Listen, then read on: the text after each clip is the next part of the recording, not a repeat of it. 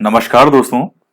देखिए मित्रों, आज हम माध्यमिक शिक्षा बोर्ड की जो 10वीं क्लास की पुस्तक है सामाजिक विज्ञान की, उसमें ज्योग्राफी का ये दूसरा चैप्टर है। और इस पुस्तक के अकॉर्डिंग जो है ये है 9वां चैप्टर। तो आज ये हम कंप्लीट करने वाले हैं। और इसके साथ ही जो लास्ट वीडियो हमने पढ़ा था, लास्ट चैप्टर, आपको उसमें से एक जवाब देना है क्वेश्चन का कि नर्मदा परियोजना जो है उससे राजस्थान के कौन से जिले लाभान्वित होते हैं। क्वेश्चन फिर से सुनिए, नर्मदा परियोजना से राजस्थान के कौन से जिले लाभान्वित होते हैं। तो इसका जवाब आपको कमेंट करके बताना है।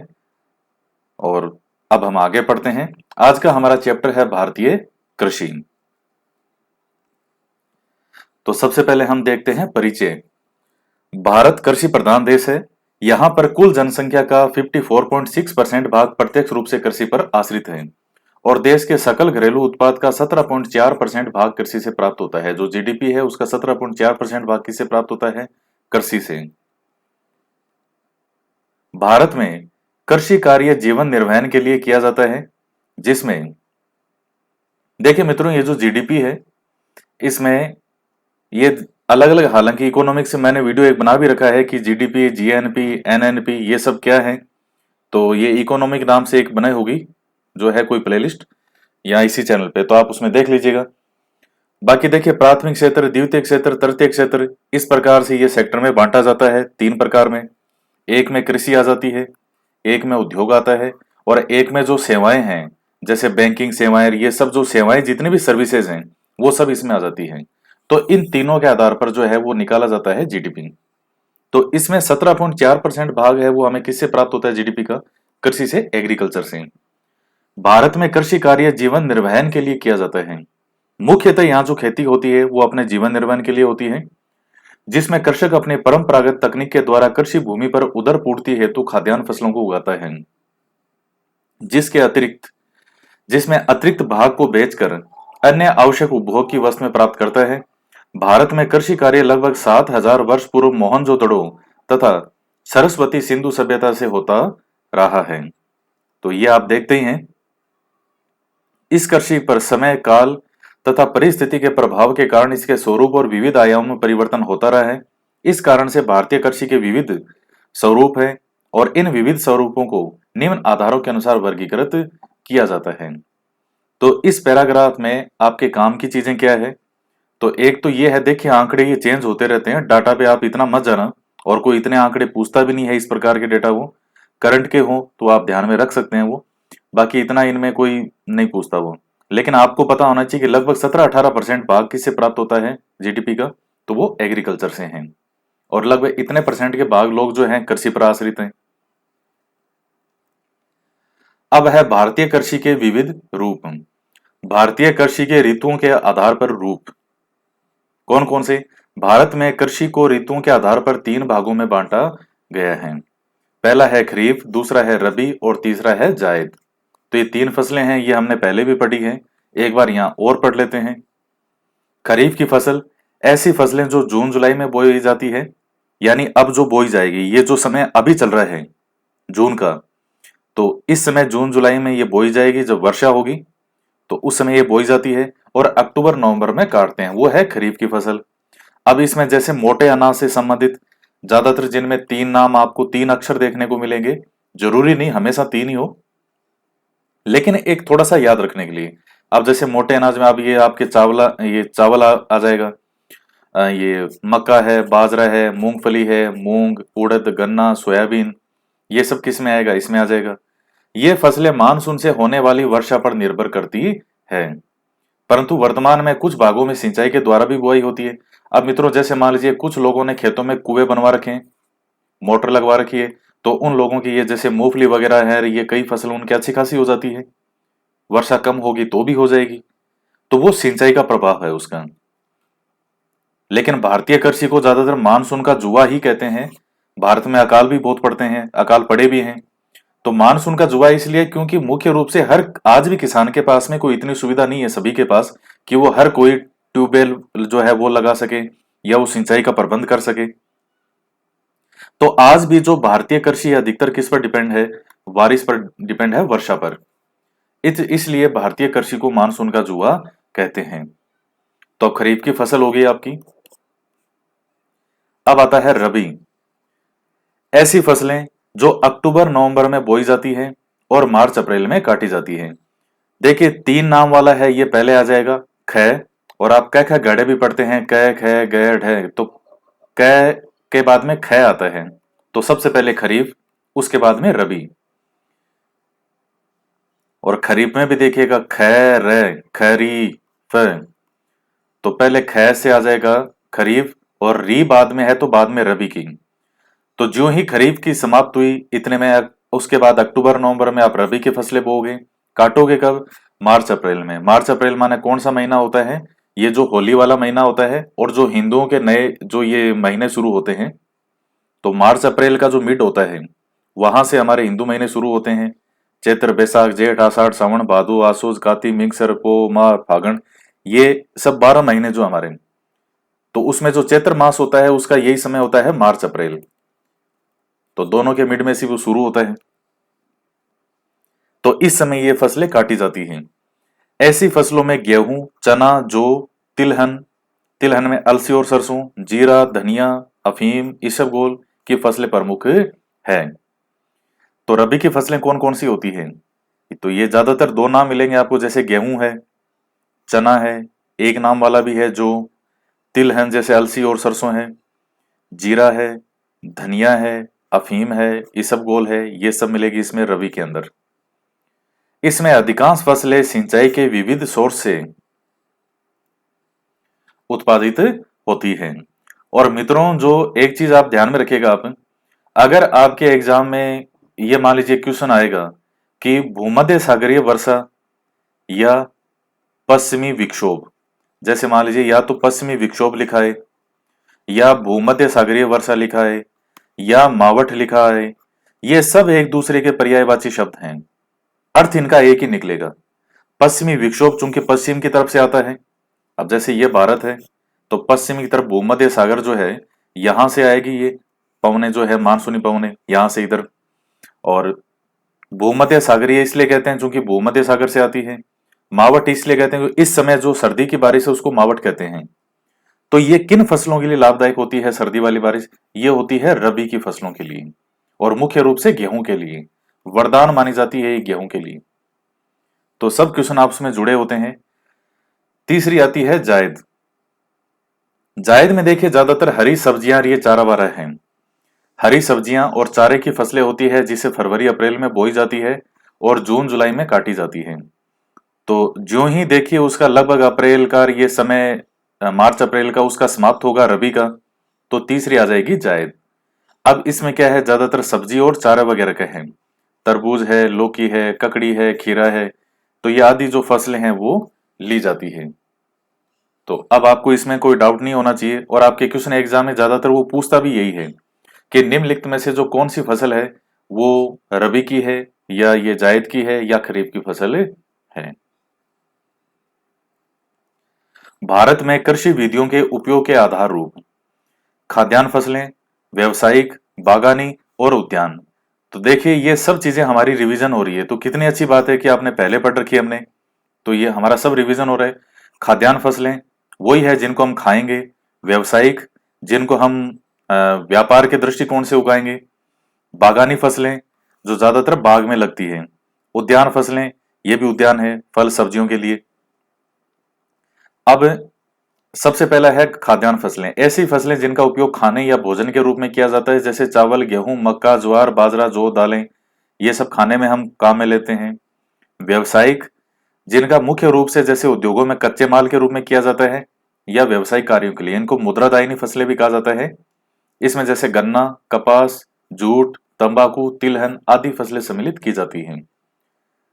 तो जो किसान ज्यादातर ये फसलें उगाते हैं ये व्यवसायिक दृष्टिकोण के लिए उगाते हैं। आपको ऐसा थोड़ी है कि गन्ना इसलिए उगा रहा है कि साहब मैं रोज गन्ने का जूस पीऊंगा घर पे बैठ के, इसलिए कोई आदमी गन्ना अपने खेतों में थोड़ी उगाएगा। या कपास इसलिए थोड़ी उगाएगा कि मैं रोज आज इस कपास से सुंदर सुंदर वस्त्र बनाऊंगा घर पे और इससे मैं पहनूंगा उनको। नहीं, व्यक्ति की पहली आवश्यकता होती है भोजन। तो सबसे पहले वो अपने लिए भोजन का प्रबंध करेगा, उसके बाद उसको लगता है कि कुछ और हो सकता है, तब ये जो फसलें हैं ये वो लगाता है। बागानी फसलें जिसे विशाल बागानों में उत्पादित की जाती हो, पेय व औद्योगिक कार्यों में उपयोग में ली जाती हो, जैसे चाय है, काफी, ये कॉफी है, रबड़, सिनकोना, गरम मसाले। तो मित्रों ये बाग से मतलब बहुत बड़े बड़े बाग होते हैं, बहुत बड़े बड़े खेत होते हैं। उद्यान फसलें, इनमें फल व सब्जियों को सम्मिलित किया जाता है, ये एक छोटे स्तर पे होता है। उद्यान फसलें आप बागानी का एक छोटा मान सकते हो। तो ये हैं कई आधार रूप। अब आते हैं भारत की प्रमुख खाद्यान्न फसलें।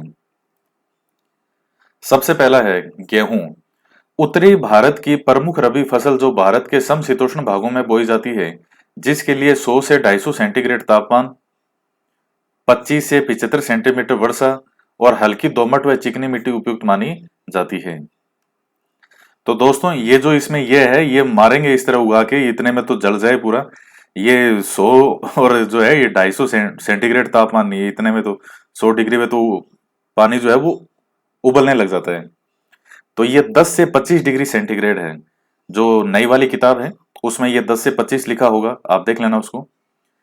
तो अब इसको आप सही कर लेना, ये 10 से 25 है, ये 100 से 250 सेंटीग्रेड तापमान तो अकल्पनीय है, हो ही नहीं सकता इतना। उसमें गेहूं कहाँ से लगेगा, कुछ ही नहीं लगेगा उसमें तो ये जो है ये 10 से 25 डिग्री सेंटीग्रेड तापमान चाहिए इसको। और 25 से 75 सेंटीमीटर है वो क्या चाहिए, वर्षा। और हल्की व दोमट और चिकनी मिट्टी जो है वो उपयुक्त मानी जाती है। भारत का 70% गेहूं कौन करता है, पंजाब, हरियाणा और यूपी। तो अधिकतर जो है वो इधर हो जाता है, और अन्य राज्यों में जैसे एमपी है, राजस्थान है, बिहार है, तो इधर होता है। तो ये आप ध्यान में रखिएगा कि भारत का लगभग 70% गेहूं कौन उत्पादन करता है, तो पंजाब है, हरियाणा है और यूपी है। बाकी ये कहीं और हैं। राजस्थान में गेहूं का उत्पादन कौन करेगा, गंगानगर, हनुमानगढ़, अलवर, भरतपुर, जयपुर, कोटा आदि में किया जाता है। भारत गेहूं उत्पादन की दृष्टि से विश्व में चीन और अमेरिका के बाद, तो आप ये राजस्थान में ध्यान में रखिए, जैसे गंगानगर, हनुमानगढ़ में खूब है, अन्न का कटोरा, गंगानगर को अन्न का कटोरा कहते हैं। और अलवर, भरतपुर, तो ये ऊपर ऊपर की तरफ के ये जो है नॉर्थ ईस्ट तरफ के कई जिले हैं, जैसे अलवर आ जाएगा, फिर भरतपुर है, फिर थोड़ा जयपुर आ जाएगा, इनमें किया जाता है। तीसरा बड़ा देश है, तो भारत जो है वो गेहूं उत्पादन में चीन और अमेरिका के बाद में तीसरे स्थान पर है। भारत में हरित क्रांति के प्रभाव से उत्पादन, उत्पादकता और उत्पादन क्षेत्र में वृद्धि के कारण से आज देश आत्मनिर्भर है खाद्यान्न में। अब आता है चावल। ये दोस्तों आपके सामने एक मैप है भारत का, इसमें ये अलग अलग बने हैं। सबसे ऊपर राइस का है, चावल का, उसके बाद व्हीट है, गेहूं, फिर ये ज्वार है, फिर ये बाजरा है, और बाजरे के बाद में ये फॉरेस्ट और स्कब वाला जो है, इसका मतलब है वन और झाड़ियां जो है वो कहाँ कहाँ है। और फिर उसके बाद जो है वो है, जैसे जो एक प्रकार की वनस्पति होती है वो वन, विरल वनस्पति आप कह सकते हैं इसको, सूखी जो होती है, जैसे ये खेजड़ी वगैरह जो इस तरफ जो होती है, बिल्कुल पश्चिम राजस्थान की तरफ जो भी वनस्पति है, तो उसको विरल वनस्पति कहते हैं। नागफनी है, कैक्टस है, किंकर, झाड़ियां, ये इस टाइप से जो भी होता है ये विरल वनस्पति कहते हैं उसको। और ये जो है, तो इसको कहते हैं कि दो फसली प्रधान क्षेत्र, जहां दो फसलें जो है बिल्कुल अच्छी मात्रा में ली जाती हैं। तो सबसे पहले चावल की बात करें, तो ज्यादातर भारत में आपको चावल ही चावल मिलेगा। ये देखिएगा, ये पूरा जो दक्षिण भारत है, जहां जहां में ये मार्कर चल रहे हैं,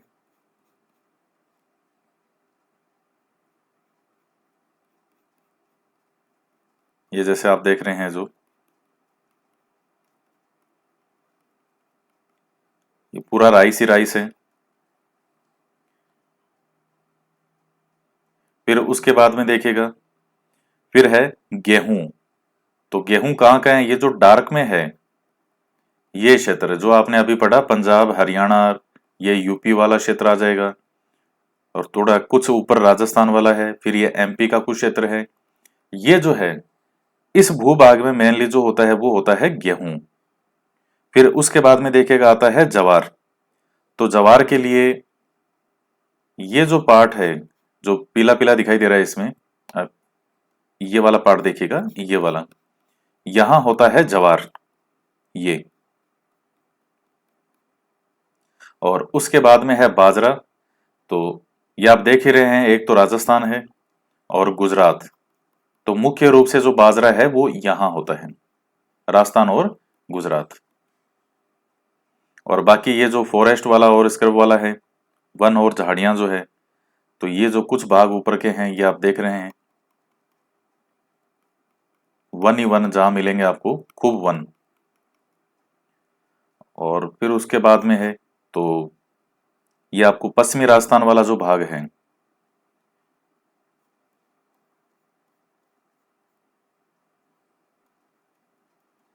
इस प्रकार से।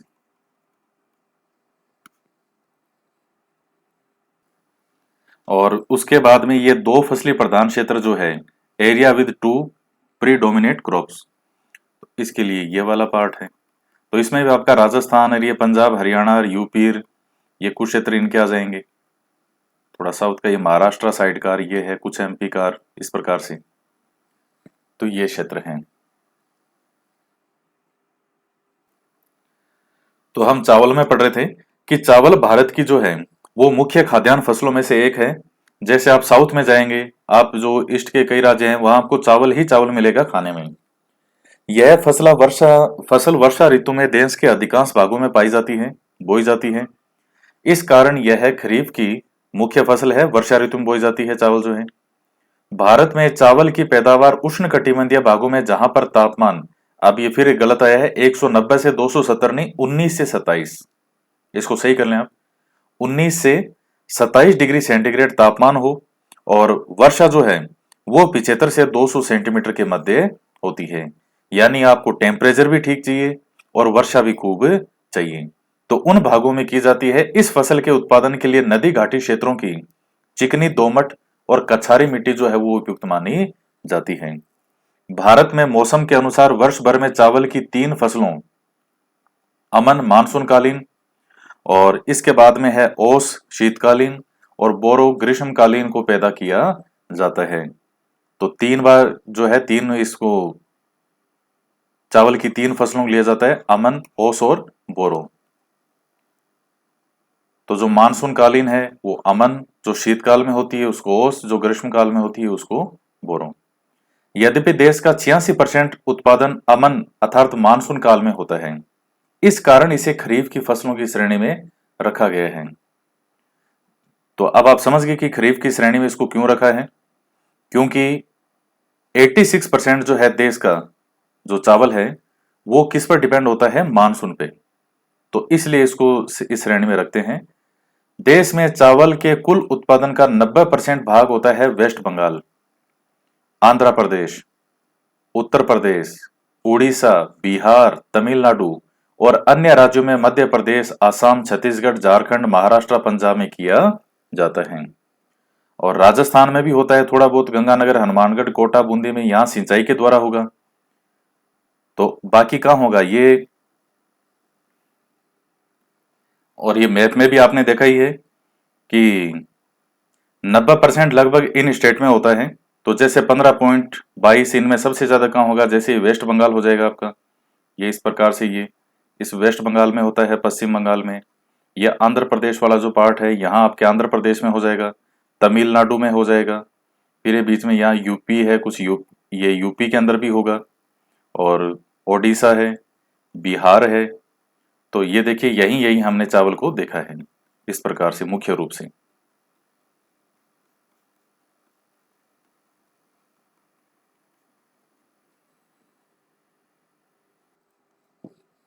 और भारत का जो है विश्व में चीन के बाद दूसरा बड़ा देश है चावल के उत्पादन में। गेहूं में तीसरा स्थान था, इसमें दूसरा है। अब आता है मक्का। यह खाद्यान्न फसल के साथ साथ एक औद्योगिक फसल भी है, जो स्टार्च व ग्लूकोज निर्माण करने वाले उद्योगों को कच्चा माल प्रदान करता है। साथ ही चारे तथा खाद्यान्न के रूप में भी उपयोग में लिया जाता है। भारत में उत्पादित किए जाने वाले चावल के बाद यह दूसरी प्रमुख खरीफ की फसल है, कौन सी, मक्का। तो भारत में सबसे ज्यादा क्या पैदा किया जाता है खरीफ की फसलों में, चावल। उसके बाद दूसरे नंबर पे कौन सा है, मक्का, जिसे 17वीं सदी में पुर्तगालियों के द्वारा भारत में लाया गया था।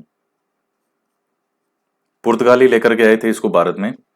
मक्के की फसल के लिए 120 से 350 डिग्री सेंटीग्रेड तापमान, ये फिर इसमें गलत छपा है, ये इसको जो है वो आप सही कर लेवें। ये 12 से 35 डिग्री है। ये 00 छपा हुआ है इनमें एक्स्ट्रा। तो मक्के की फसल के लिए 12 डिग्री सेंटीग्रेड से 35 डिग्री सेंटीग्रेड तापमान चाहिए, और 50 से 100 सेंटीमीटर जो है वो इसके लिए क्या चाहिए, वर्षा होनी चाहिए। और नाइट्रोजन युक्त गहरी मिट्टी जिसमें जल निकासी पर्याप्त मात्रा में हो, ऐसी दशा अच्छी मानी जाती है। तो मित्रों आप इसके लिए देखिए टेम्परेचर क्या चाहिए, 12 डिग्री सेंटीग्रेड से 35 डिग्री सेंटीग्रेड, ये लगभग तापमान होना चाहिए। वर्षा 50 से 100 सेंटीमीटर के आसपास इसके मध्य, और नाइट्रोजन युक्त गहरी मिट्टी जिसमें जल निकासी की, जल निकलने की पर्याप्त जो है वो व्यवस्था हो। ऐसा नहीं हो कि पानी स्थिर हो, जल निकासी की पर्याप्त मात्रा में व्यवस्था होनी चाहिए, ऐसी दशा अच्छी मानी जाती है। तो कई बार इसमें से भी क्वेश्चन पूछ लेता है वो। और ये नाइट्रोजन युक्त वाला जो है ये तो कई बार पूछा गया है। देश में मक्का के कुल उत्पादन का 60% भाग जो है वो आंध्र प्रदेश में, कर्नाटक, राजस्थान, यूपी, गुजरात तथा मध्य प्रदेश, पंजाब में उत्पादित की जाती है। तो देश का कुल उत्पादन का 60% भाग कहाँ पे होता है, तो ये आंध्र प्रदेश में 19.3 सबसे ज्यादा, फिर उसके से कम कर्नाटक, राजस्थान, यूपी, गुजरात और मध्य प्रदेश, पंजाब में उत्पादित की जाती है। तो आप ध्यान में रखिएगा, 3-4 मेन है उनके ध्यान में रखने की जरूरत होती है। जैसे आंध्र प्रदेश हो गया, ये इस तरह दक्षिण में, तो आपका एक तो आंध्र प्रदेश हो जाएगा और इधर हो जाएगा कर्नाटक। तो ये दोनों इस प्रकार से, एक थोड़े से आमने सामने की तरफ, एक तो ये हो गए, और फिर ऊपर आ जाएंगे आप तो यूपी मिल जाएगा, राजस्थान हो जाएगा, गुजरात हो जाएगा। इस प्रकार से इनमें है। जो उत्पादन है वो देश के अन्य राज्यों में किया जाता है। राजस्थान में मक्के का उत्पादन कोटा, बूंदी, बारां, झालावाड़, यानी एक तो हाड़ौती प्रदेश है, गंगानगर, हनुमानगढ़ भी है, और उदयपुर, डूंगरपुर, बांसवाड़ा, चित्तौड़, अजमेर आदि में किया जाता है। भारत मक्का उत्पादन की दृष्टि से विश्व का 10वां बड़ा देश है, परंतु इस फसल का उत्पादन कम होने के कारण इसका निर्यात नहीं किया जाता। तो ये आपका हो गया कंप्लीट। अब हम पढ़ते हैं बाजरा के बारे में। इस फसल को चारा तथा खाद्यान्न दोनों के लिए उत्पादित किया जाता है। बाजरा की खेती गर्म और शुष्क जलवायु में जून से अक्टूबर के मध्य की जाती है, और यह खरीफ की फसल है जिसे, ये यहाँ फिर ये जीरो लगा हुआ है, इसको आप काट दें यहाँ से। 25 से 35 डिग्री सेंटीग्रेड तापमान, यानी तापमान भी खूब चाहिए, और वर्षा 40 से 60 डिग्री सेंटीमीटर, यानी कम बारिश के अंदर भी जो बाजरा होता है, हो जाता है। इसीलिए आपको पश्चिम राजस्थान की तरफ, ये जो राजस्थान में है, ज्यादातर आपको बाजरा मिलेगा। तथा हल्की मिट्टी, इसमें जल निकासी की उपयुक्त दशा वाले भागों में यह बोया जाता है। साथ ही यह सभी प्रकार की मिट्टी में बोई जा सकती है। देश में कुल बाजरा के उत्पादन का राजस्थान 42%, महाराष्ट्र 20%, गुजरात 12.5%, उत्तर प्रदेश 11% और शेष भाग अन्य राज्यों में आंध्र, मध्य प्रदेश, कर्नाटक व पंजाब में किया जाता है। तो कुल बाजरा उत्पादन जो है उसका राजस्थान में सबसे ज्यादा है, एक नंबर पे 42%, बहुत ज्यादा होता है। उससे कम महाराष्ट्र में 20%, गुजरात में 12.5%, यूपी में 11% और शेष भाग और अन्य राज्यों में इनमें होता है।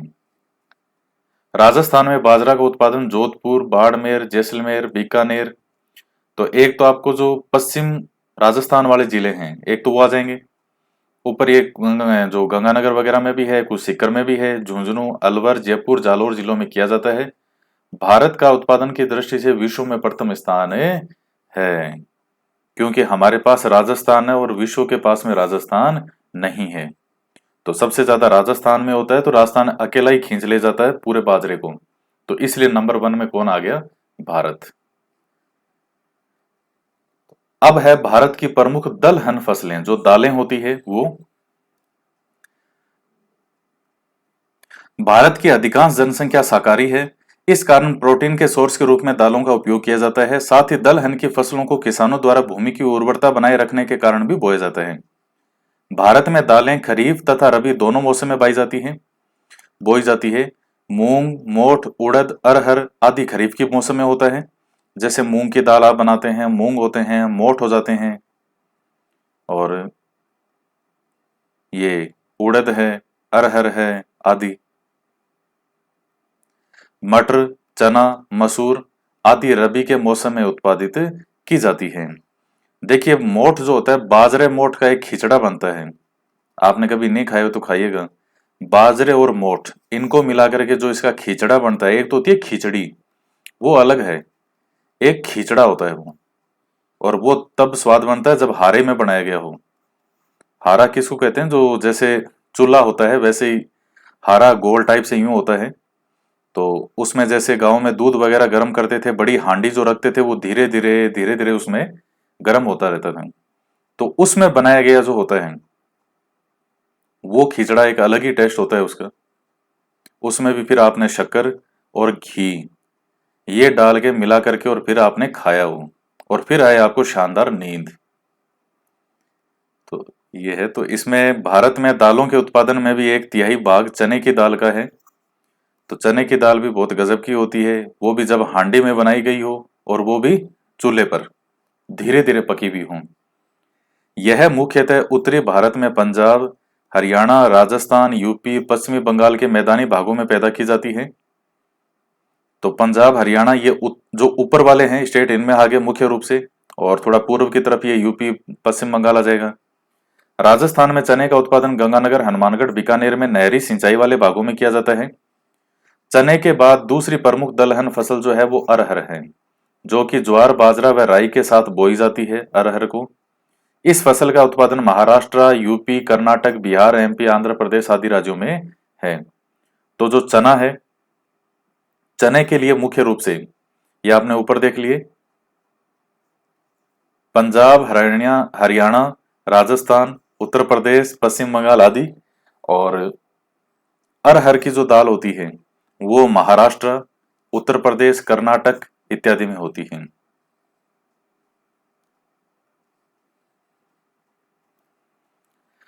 उड़द तथा मूंग को ज्वार, बाजरा व कपास के साथ प्रायद्वीपीय भागों में बोए जाते हैं।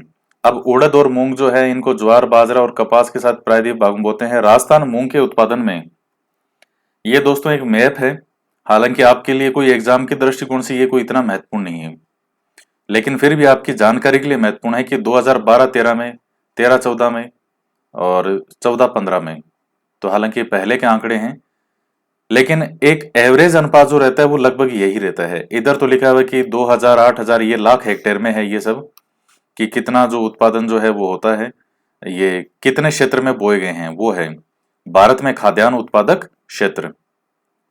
तो पहला जो है ये चावल का है, फिर गेहूं है, फिर मोटे अनाज का है, और दालें हैं, और ये है कुल खाद्यान्न। तो सबसे ज्यादा इनमें जो है वो कौन सा बोया जाता है? चावल। तो मूंग जो है उसके उत्पादन में राजस्थान है वो पूरे भारत में प्रथम है। सबसे ज्यादा मूंग भारत में कहाँ होता है? राजस्थान में। यहाँ पर मूंग का उत्पादन अर्ध शुष्क मरुस्थलीय प्रदेश, अब ये बीच वाले से आ जाएंगे, मतलब 25 सेंटीमीटर से 50 सेंटीमीटर के बीच वाले जो है क्षेत्र हैं। तो अब जैसे उनमें जालोर भी आ जाएगा, नागौर है, जोधपुर है, पाली है, इनमें किया जाता है। इसी प्रकार राजस्थान में उड़द को ज्यादातर हाड़ौती में, और मेवाड़ में चित्तौड़, उदयपुर, भीलवाड़ा, और दक्षिण राजस्थान में बांसवाड़ा में बोया जाता है। मसूर की दाल को रबी की फसलों के साथ पूर्वी राजस्थान में अलवर, भरतपुर और धौलपुर में बोया जाता है। तो मसूर की दाल है वो रबी की फसलों के साथ पूर्वी राजस्थान में बोई जाएगी लगभग। और मूंग जो है वो लगभग अर्ध शुष्क मरुस्थलीय भागों में, यानी जो 25 सेंटीमीटर वर्षा रेखा है, जैसे ये राजस्थान है, तो एक तो पूरी तरह से पश्चिमी भाग मरुस्थलीय वाला, और एक इस 25 सेंटीमीटर वर्षा रेखा से पूर्व की ओर, और अरावली से पश्चिम की तरफ। तो ये जो बीच वाला पार्ट होता है इसको अर्ध मरुस्थलीय कहा जाता है, अर्ध शुष्क मरुस्थलीय। तो बाकी ये सब हो ही गए आपको। तो आप इनको मैप के माध्यम से दिमाग में बिठाने का प्रयास करें कि उड़द इसी क्षेत्र में होगी, और अर्ध मरुस्थलीय में ये जालोर में जो है ये मूंग जो है ये यहाँ यहाँ होगा। मसूर की दाल जो है तो मसूर को पूर्व की तरफ कर दीजिए। तो इस प्रकार से अब आता है भारत की प्रमुख मुद्रादायनी या वाणिज्यिक या नकदी फसलें। तो भारत में कुल कृषि भूमि के 1/4 भाग पर मुद्रादायनी फसलों का उत्पादन किया जाता है। ये फसलें जहां किसानों की आय का साधन है, वहीं उद्योगों को कच्चा माल भी प्रदान करती हैं। इन व्यावसायिक फसलों में गन्ना, कपास, तिलहन, जूट व तंबाकू प्रमुख है। तो ये दोस्तों गन्ना उत्पादन के लिए है। जो मुख्यतः व्यावसायिक फसलें कौन कौन सी हैं, तो जैसे गन्ना है, कपास है, तिलहन, जूट, तंबाकू वगैरह ये सब हैं। तो आज के वीडियो में हम इतना ही पढ़ेंगे और बाकी जो आधा बचा हुआ चैप्टर है ये नेक्स्ट वीडियो में हम इसको पूरा करेंगे। तो आज के वीडियो में इतना ही। मिलते हैं नेक्स्ट वीडियो में एक नए टॉपिक के साथ। जय हिंद, जय भारत।